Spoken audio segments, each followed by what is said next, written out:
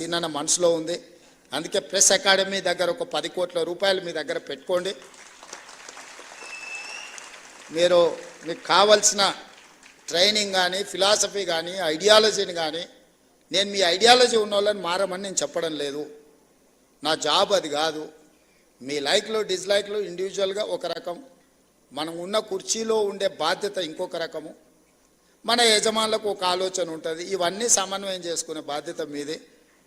కాబట్టి మీకు సంబంధించిన ప్రెస్ అకాడమీ రిలేటెడ్లో ఒక 10 కోట్ల రూపాయలు స్పెషల్ డెవలప్మెంట్ ఫండ్ ముఖ్యమంత్రి విచక్షణ అధికారంతో ఉండే దాని నుంచి ఒక 10 కోట్ల రూపాయలు కేటాయించే బాధ్యత తీసుకుంటా. అదేవిధంగా ఈ 1100 మందికి ఇచ్చారు కానీ ఇంకా 2000 3000 జర్నలిస్టులు ఉన్నారు. మా వాళ్ళు అప్పుడప్పుడు కలిసినప్పుడు, సార్ రాష్ట్ర విభజన అయింది, అటుపక్క పోయిన వాళ్ళకు కూడా ఇటుపక్క ప్లాట్లు వచ్చినాయి, మొత్తం ఇటుపక్క ఉన్న వాళ్ళకు రాలేదని కూడా మా మిత్రులు అప్పుడప్పుడు నా చెవిలో చెప్తుంటారు. బంజారా హిల్స్ వచ్చినప్పుడు బంజారా హిల్స్లో మీరు భాగస్వాములు అయినరు, జూబ్లీ హిల్స్ వచ్చినప్పుడు జూబ్లీ హిల్స్లో మీరు భాగస్వాములు అయినరు, గచ్చిబౌలి వచ్చినప్పుడు గచ్చిబౌలిలో మీరు భాగస్వాములు అయినరు, చివరికి ఆ కొంపల్లి వస్తే కొంపల్లి దగ్గర పేట్ బషీరాబాద్లో మీరు భాగస్వాములు అయినరు. ఇప్పుడు మా తెలంగాణ రాష్ట్ర ప్రభుత్వం ఫ్యూచర్ సిటీ తెచ్చుకుంటుంది కదా, డెఫినెట్గా ఫ్యూచర్ సిటీలో మీరు భాగస్వాములు అవుతారు.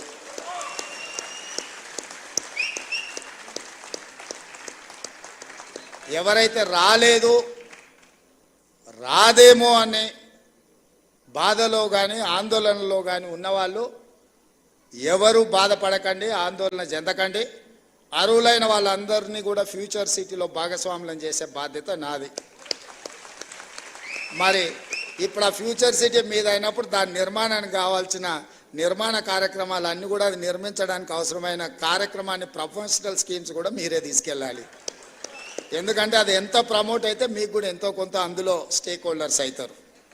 ఇప్పుడు ఇంతకుముందే మా సీనియర్ అన్నాడు, లక్షాధికారులు కాదు ఇప్పుడు ఇచ్చేది కోటీశ్వరులు అని చేసిందని. రేపు పొద్దుగాల అక్కడ కూడా మీరు కోటీశ్వరులు కావాలంటే ఆ ప్రాంతం కూడా అభివృద్ధి చెందాలి. 4th సిటీ చాలాసార్లు చెప్పినా మళ్ళొకసారి చెప్పదలుచుకున్నాను, ఎందుకంటే పదే చెప్పడం ద్వారా అయినా ప్రజలకు చేరుతుందని. కులీ కుతుబ్ షాయిలు నిజాం హైదరాబాద్ నగరాన్ని నిర్మించింది, అది మొదటి నగరం. నిజాం అండ్ బ్రిటిషర్స్ కలిసి సికింద్రాబాద్ నగరాన్ని నిర్మించిన అది 2వ నగరం. చంద్రబాబు నాయుడు రాజశేఖర్ రెడ్డి కలిసి సైబరాబాద్ నిర్మించిన అది 3వ నగరం.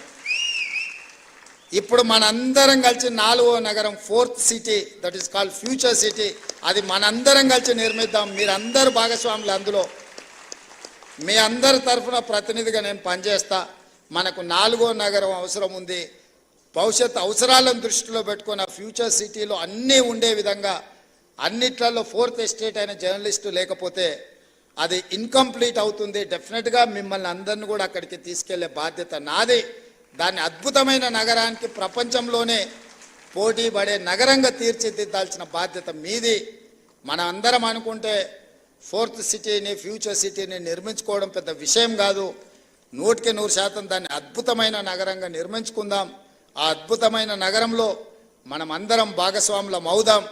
ఎవరెవరైతే రాని వాళ్ళు లేకపోతే మిగతా ఇష్యూస్ ఉన్నాయో, మా పొన్నం ప్రభాకర్ గారు పక్క నుంచి చిట్టి పంపిస్తున్నాడు, రూరల్లో ఉన్న వాళ్ళకి, మండల స్థాయిలో ఉన్న వాళ్ళకు కూడా, డిస్టిక్ లెవెల్లో ఉన్న వాళ్ళకు కూడా చేయాలి అని.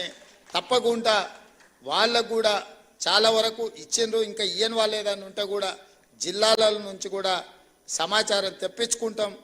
వాళ్ళందరినీ కూడా గౌరవప్రదంగా మీ వృత్తిలో మేము జర్నలిస్ట్ అని మీరు గౌరవంగా చెప్పుకునే విధంగా మీ అవసరాలను మీ సమస్యల్ని పరిష్కరించడానికి ఈ ప్రభుత్వం పనిచేస్తుంది.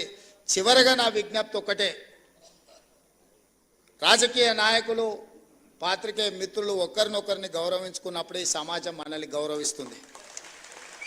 మేము మిమ్మల్ని కించపరిచినా మీరు మమ్మల్ని కించపరిచినట్టు రాతలు రాసిన ఇది ఇరుపక్షాలకు నష్టము. మా వృత్తి ధర్మాన్ని మేము నెరవేరుస్తాం, మీ వృత్తి ధర్మాన్ని మీరు నెరవేర్చండి. తప్పకుండా మళ్ళీ మీ సమస్యల పరిష్కారం కోసం అదేవిధంగా ఒక కమిటీని ఏర్పాటు చేసి తర్వాత డీటెయిల్గా డిస్కషన్ చేయడానికి మా మిత్రుడు శ్రీనివాసరెడ్డి గారికి బాధ్యతలన్నీ అప్పచెప్తున్నా.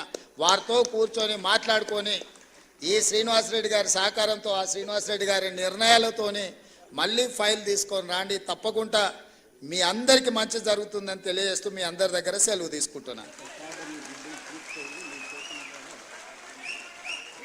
సీనాన్ అకాడమీ బిల్డింగ్ కంప్లీట్ అయింది, దీని ప్రారంభోత్సవం అంటుండు. డెఫినెట్గా ఏ కార్యక్రమం ఉన్నా నేను వస్తూనే ఉంటాను భాస్కర్ గారు.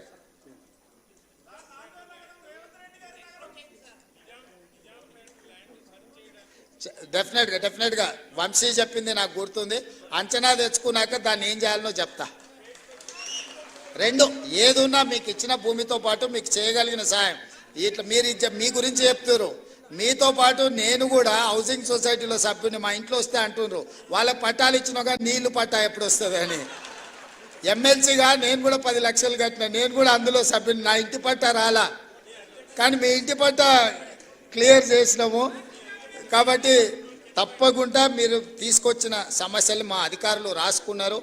వాటిని దృష్టిలో పెట్టుకొని తప్పకుండా వాటిని పరిష్కరించడానికి ముందుకెళ్తామని తెలియజేస్తూ సెలవు తీసుకుంటున్నా. ధన్యవాదాలు మిత్రులారా. గౌరవనీయులైన ముఖ్యమంత్రి గారికి media academy chairman Srinivas Reddy గారు, కమిషనర్ ఐఎన్పిఆర్ హనుమంతరావు గారు, ఆనరబుల్ సీఎం గారికి, ఆనరబుల్ ఐఎన్పిఆర్ మినిస్టర్ గారు, INPR department of INPR minister గారు